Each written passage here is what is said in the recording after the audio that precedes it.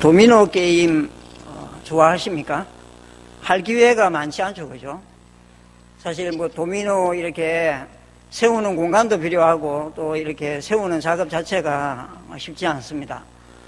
도미노 게임을 하면 하나를 쓰러뜨리면 어떻게 됩니까? 예, 쭉 이어서 다 넘어지잖아요. 예, 그 쓰러지는 과정이 이쁘긴 한데 그 많은 핀을 세우는 과정 자체가 사실은 번거롭습니다. 하나가 넘어졌을 때에 연쇄적으로 넘어지는 거죠. 사자성어 중에 비슷한 의미를 가진 사자성어가 있는데 순망치안이라는 말을 들어보셨을 것입니다. 입술이 없으면 이가 시리다, 이런 의미이죠. 원인에 따른 필연적인 결과를 가리키는 그런 사자성어 중에 하나입니다. 말라기 시대가 어쩌면 바로 순망치안의 시대였는지 모르겠습니다. 2장 9절까지를 보면 하나님이 먼저 누구를 책망하셨습니까? 오늘 읽은 본문 바로 앞에까지 하나님은 제사장들과 레위인들의 잘못을 지적하고 고발하십니다. 그들이 뭘 잘못했습니까? 한마디로 이야기하면 제사를 번거롭게 생각했습니다. 그러다 보니 백성들이 가지고 오는 잘못된 재물, 얹지 못한 재물을 가지고 그냥 해치우는 식으로, 때우는 식으로 제사를 드렸습니다. 뿐만 아니라 이 제사장과 레위인들의 잘못은 한 걸음 더 나아갔습니다. 하나님은 이들의 입에 율법에 관한 지식, 율법을 두셨는데 제사장과 레위인들의 입이나 입술에서 지식이나 율법을 찾기가 어려웠습니다. 2장 7절에서 그걸 지적하잖아요. 그렇다 보니 필연적으로 따르는 결과가 무엇이냐 하면 백성들의 타락이었습니다. 제사와 율법을 가르치는 이 임무를 제사장과 레위인들이 제대로 감당하지 못하다 보니까 이들의 배임은 결국은 백성들의 타락으로 이어지고 말았던 것이죠. 흠이 있는 재물을 가지고 오면 정상적인 제사장이라면 어떻게 해야 됩니까? 돌려보내어야 합니다. 왜 돌려보내어야 하느냐 하면 아무리 그런 재물을 많이 하나님께 바치더라도 하나님이 받지 않으시기 때문에 무용지물인 거죠. 헛된 행위에 불과하기 때문에 돌려보내어야 마땅합니다. 그렇게 하는 것이 직무에 충실한 것이죠. 그런데도 제사장들은요, 백성들이 가지고 오는 병든 것, 저는 것, 눈먼 것, 이런 짐승으로 제사를 드려주었습니다. 총독에게 바쳐도 총독이 기뻐하지 않을 그런 재물을 가지고 하나님께 제사를 드려주었던 거죠. 그러면 여러분, 왜 제사장들이 뻔히 아는데도 백성들이 가지고 온 병든 짐승들, 흠이 있는 짐승들 하나님이 받지 않는다는 걸 뻔히 아는데도 백성들을 호통치고 돌려보내지 못했을까요? 그들이 가지고 오는 재물을 가지고 모른 체하고 왜 제사를 드려야만 했을까요? 그건 말라기 3장에서 힌트를 우리에게 알려주는데요, 11조와 어느 정도 연관이 있습니다. 백성들 가운데에 11조를 드리지 않는 백성들이 점점 많아지고 있었습니다. 그러니까 괜히 백성들 심기 건드렸다가 그나마 하나님께 가지고 오는 11조 드리는 이 백성들 마저도 11조 드리지 않으면 제사장들 생계가 힘들어지는 거예요. 뻘거부스럼 만들 필요가 없었던 거죠. 그래서 제사장들은 눈 딱 감고 그냥 제사를 드려준 것입니다. 제사장과 백성들의 죄는 사실 분리하기가 어렵습니다. 어쩌면 톱니바퀴와 같이 맞물려 있다 이렇게 볼 수도 있습니다. 그런데도 불구하고 1차적인 책임은 누구에게 있느냐 하면 역시 제사장에게 있습니다. 하나님이 말씀을 맡기신 레위인들에게 1차적인 책임이 있습니다. 왜냐하면 그들이 백성들에게 하나님의 율법의 말씀을 충분히 제대로 잘 가르쳤다면 백성들이 흠이 있는 재물을 가지고 제사하러 오지 않았을 것입니다. 말씀이 잘 공급이 되더라도 백성들이 바르게 살기란 쉽지 않습니다. 왜냐하면요, 인간은 무패한 본성 때문에 아무리 하나님의 말씀이 바르게 선포되어도 그 말씀대로 살아가기 싫어하는 게 인간 본성입니다. 그런데 이스라엘 내에는 제사장과 레위인들이 직무를 유기하고 있었습니다. 제사를 소홀히 여기고 하나님이 맡기신 말씀을 백성들에게 제대로 공급해 주지 않았던 거죠. 이러다 보니 이스라엘 사회 내에 죄악이 점점 더 많아지는 건 당연한 결과였습니다. 이스라엘 백성들이 범한 죄는 1차적으로 제사를 소홀히 여기는 겁니다. 제사장과 레위인들이 제대로 가르치지 않았기 때문에 그런 측면도 있고, 어쩌면 포로기한 후에 시간이 꽤 지났지만은 여전히 그들에게서 떠나지 않는 가뭄, 흉년, 가난의 문제 때문에 온전한 짐승을 드리는 게 아까워서 그랬을 수도 있습니다. 원인이 어떠하든지 상관없이 제사장들과 레위인들은 그 백성들에게 바르게 가르치고 또 잘못된 제사를 드리려고 할 때에 야단을 쳐야 마땅했습니다. 백성들이 범한 1차적인 죄는 제사를 소홀히 여겼던 것이죠. 여러분, 이 죄악 이외에 백성들이 또 어떤 죄를 지었을까요? 2장 9절까지 하나님이 제사장들의 레위인들의 잘못을 지적하고 책망하는 것처럼 보이지만 그 이면에는 백성들의 죄도 숨어 있다는 거죠. 2장 10절부터 오늘 읽은 본문에서는 하나님이 이스라엘 백성들이 범하고 있는 또 다른 죄악을 직접적으로 지적하십니다. 선지자가 고발하는 죄가 무엇입니까, 여러분? 본문을 읽을 때 여러분들은 어떤 죄악을 발견하셨습니까? 겉으로 보면 두 가지 죄를 고발하는 것처럼 보입니다. 첫 번째 죄는 뭡니까? 이방인들과 결혼한 것. 두 번째 죄는 무엇이냐 하면 어려서부터 취한 아내를 버리고 이혼한 것. 두 가지 죄를 하나님이 지적하십니다. 그런데 표면적으로 보면 두 가지 죄는 다른 것처럼 보이지만 사실은 같은 성격의 죄입니다. 어떤 성격을 가진 죄인지 오늘 본문이 우리에게 가르쳐 주는데요. 오늘 본문을 읽으면서 여러분들 가장 많이 반복되는 표현이 무엇이었습니까? 오늘 설교 제목과도 연결이 되는데요. 5번이나 반복되는 표현이 있습니다. 그건 거짓을 행했다.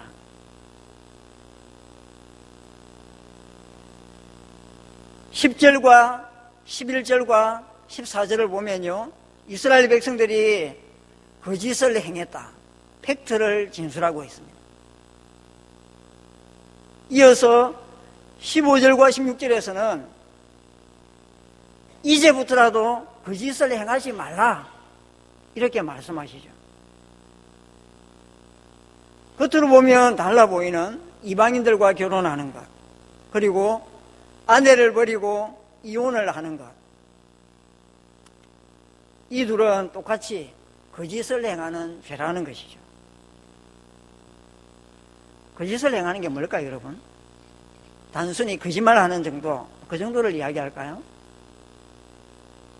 이 거짓을 행하다라고 번역된 단어의 원래 의미는요, 배신을 하는 겁니다. 배신을 하는. 불충실하다, 배신하다, 이런 의미를 가지고 있습니다. 특별히 무엇과 연관이 되느냐 하면 약속을 저버리는 행동, 그것과 관련이 있습니다. 어떤 면에서 이 두 가지 죄가 배신이냐 하면요, 한 아버지의 한 하나님을 가진 형제에 대한 배신입니다. 10절에 그렇게 이야기하죠. 이스라엘 백성은 한 하나님을 아버지로 모시고 있습니다. 아버지가 같으면 서로 간의 관계가 어떻게 됩니까? 아버지가 같으면 서로 간의 관계는 형제입니다. 형제. 인정하기 싫더라도 그 자식은요, 모두 형제가 되는 것입니다. 형제는 고우나 미우나 형제이기 때문에 서로를 진실하게 생각하고 대해야 마땅합니다. 이건 혈육의 관점에서 보더라도 당연한 거죠.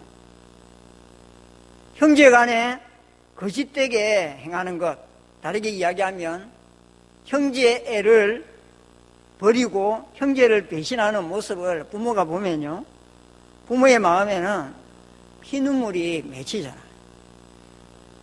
그런데 이스라엘은 혈육 관계에 의한 형제 이상입니다. 이 이스라엘을 하나님이 한 형제로, 한 백성으로 불러주셨는데, 왜 불러주셨느냐 하면 11절에 그 목적이 기록되어 있죠.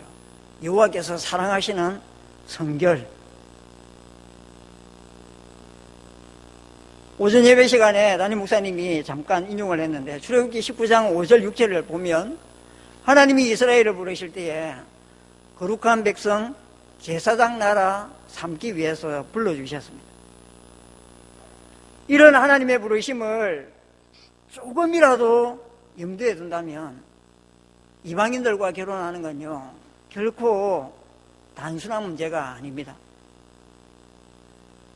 하나님이 그들의 조상들에게 주셨던 언약을 욕되게 하는 것이죠. 출애굽기 19장 시내산에 도착한 이스라엘 백성과 하나님이 언약을 맺으시는데, 그 언약의 핵심이 어쩌면 출애굽기 19장 5절 6절에 있는 거예요.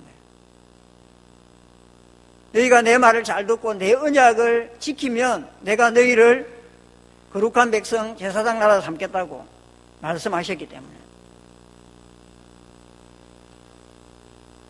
이방인들과 결혼하는 건 이 시내산에서 하나님이 주셨던 언약, 이 언약을 욕되게 하는 문제라는 거죠. 굉장히 중대한 범죄라고 하나님 말씀하시는 겁니다. 11절에서 하나님은 이 행위를요, 단순한 결혼관계로 설명하지 않고 어떻게 이야기합니까? 이방신의 딸과 결혼했다, 이렇게 고발하고 있잖아요. 이 표현에 담겨있는 의미를 여러분들이 곰곰이 한번 생각해 보십시오. 어떤 의미일까? 이 의미를 좀 더 피부에 와닿게 이해하기 위해서는 사실 10절과 연결해서 생각해 볼 필요가 있습니다. 10절에서 어떻게 질문합니까? 우리는 한 아버지를 가지지 않았느냐? 한 하나님께서 우리를 지으신 바가 아니냐? 이렇게 질문하죠. 그러하다는 겁니다. 반어적인 질문입니다. 한 아버지를 가졌고 한 하나님께서 지으셨다는 건 이스라엘이 하나님의 아들이라는 거죠. 그래서 성경을 보면 이걸 직접적으로 말하는 경우가 굉장히 많이 있습니다.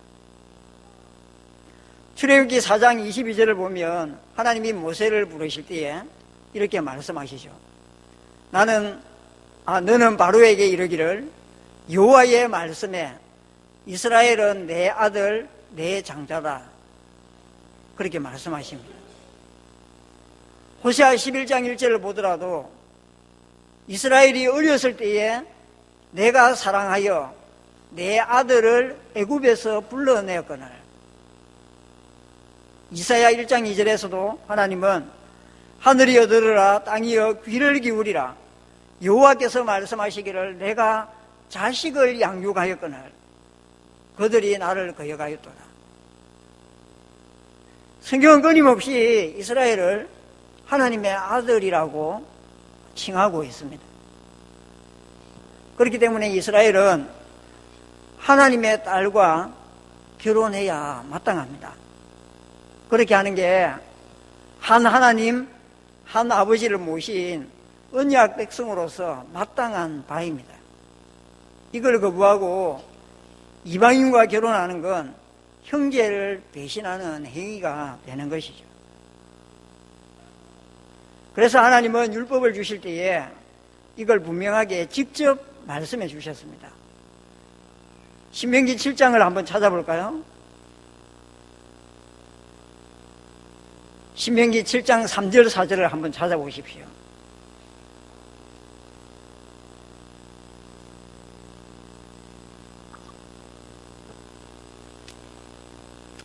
한 목소리를 같이 읽어보겠습니다. 신명기 7장 3절 4절입니다.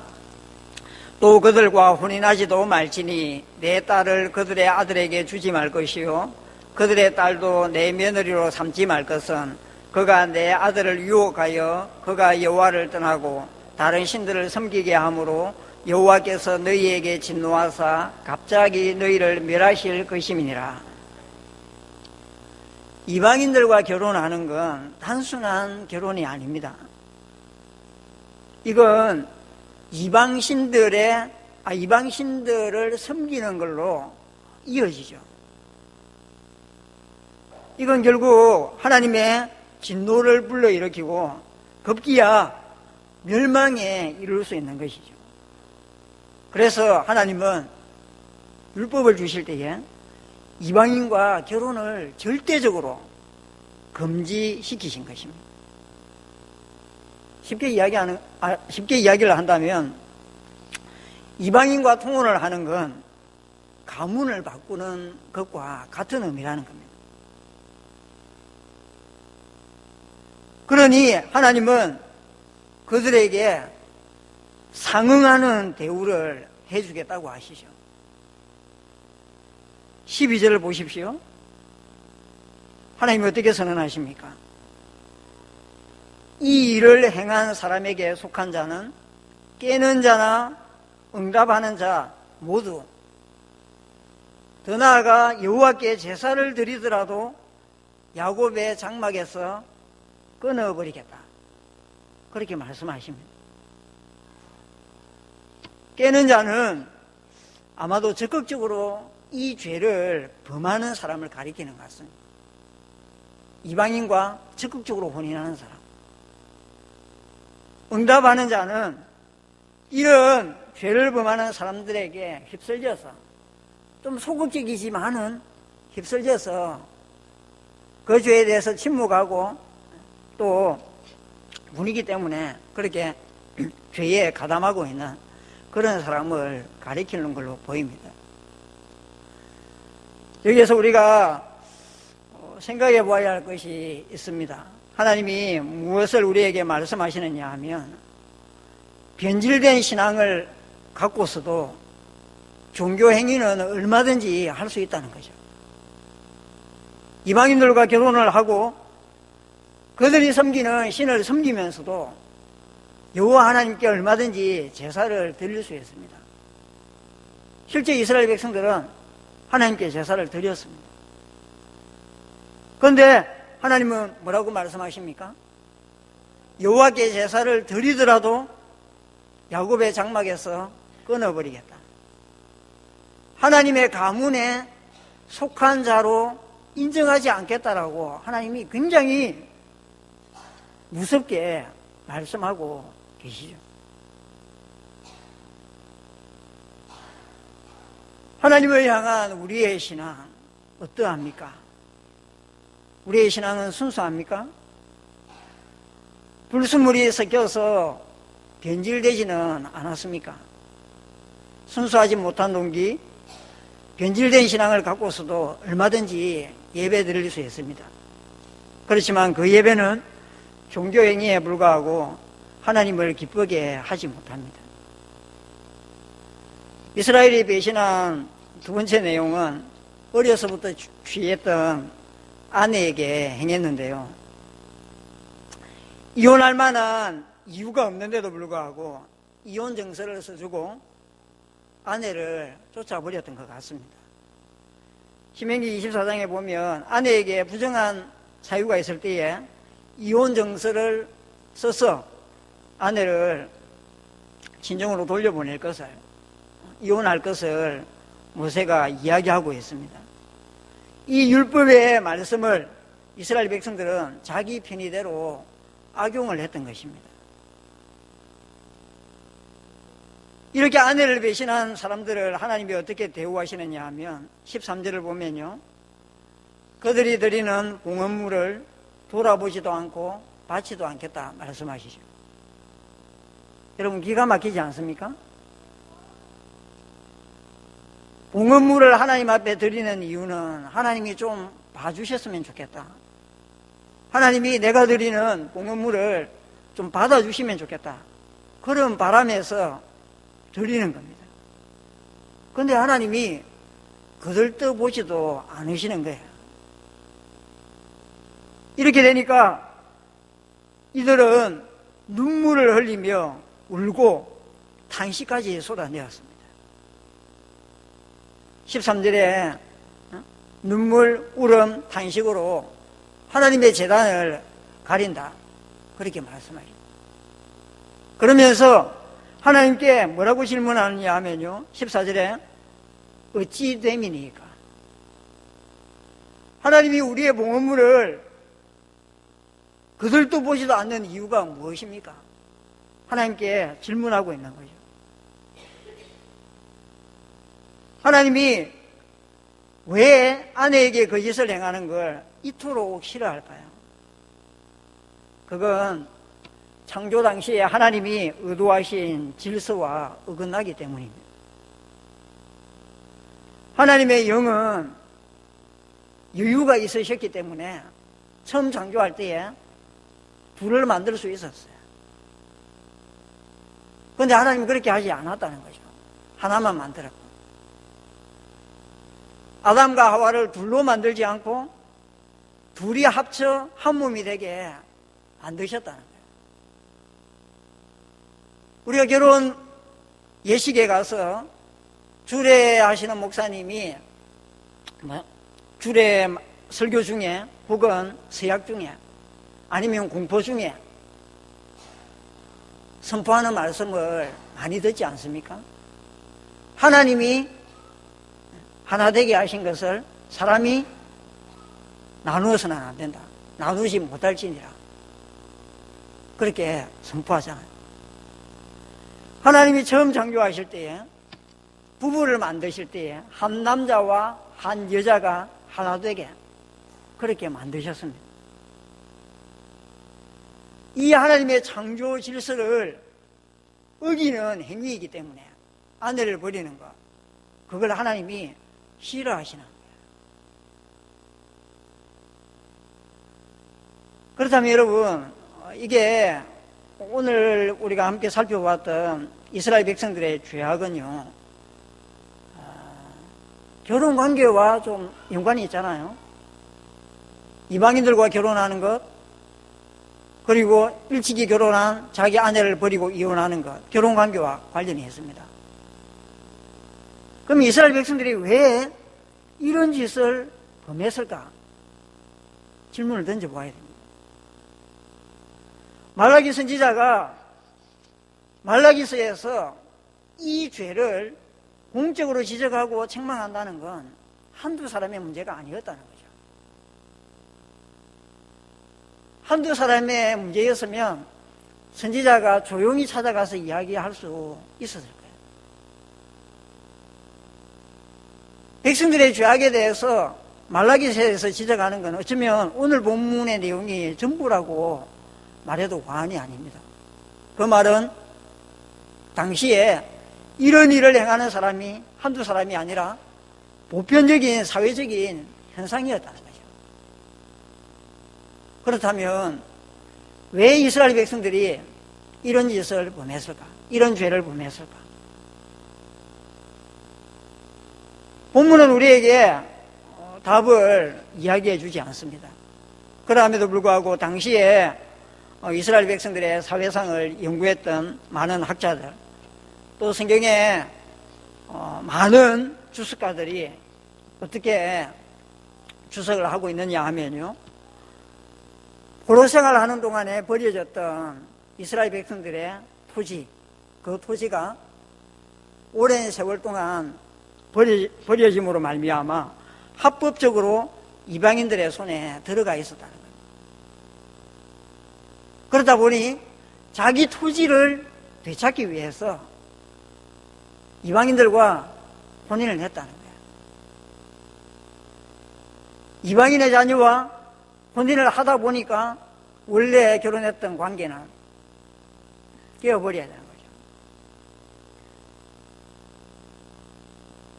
혹은 바벨론에 있는 동안에 버려져 있던 고국 이스라엘, 거기에 이제 들어와서 살았던 이방인들, 그 이방인들이 정교하게 짜놓은 상인 조직에 가입하기 위해서는, 다르게 이야기하면 경제적인 활동들을 원활하게 하기 위해서 어쩔 수 없이 이렇게 했을 것이다.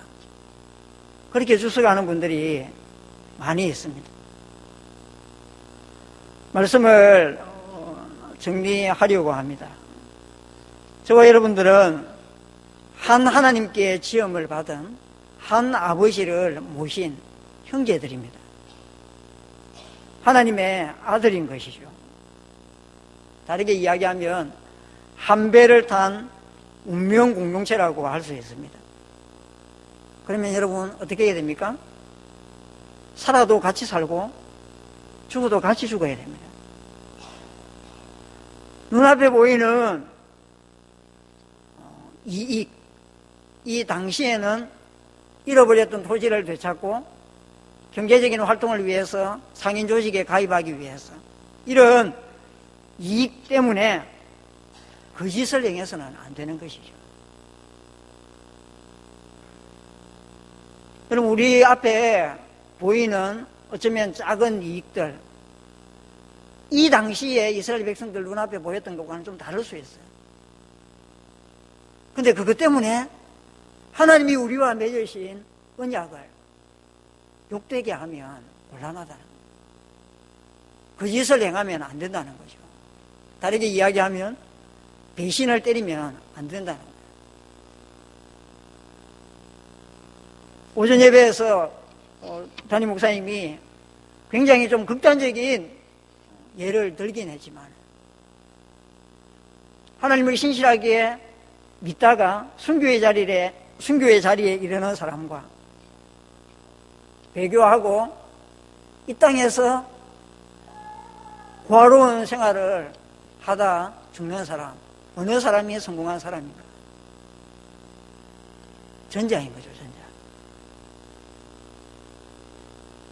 이 말라기 시대 이스라엘 백성들,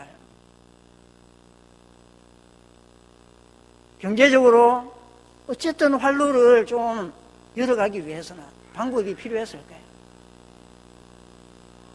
그래서 이방인들과 결혼도 하고, 그리고 아내도 내어버리고, 뭐 어쩔 수 없는 선택이다, 이렇게 생각했을 수 있습니다. 근데 그래서는 안 된다는 거죠.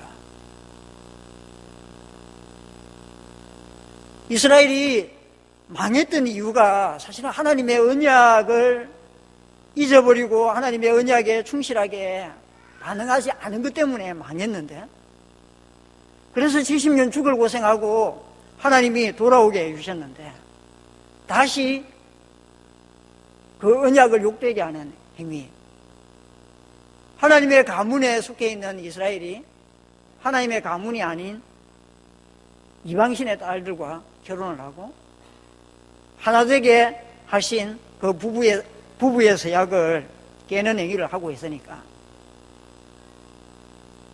그러면 안 된다는 거예요. 이 시대에 우리 앞에 보이는 이익들 어떤 게 있을지 모르겠습니다.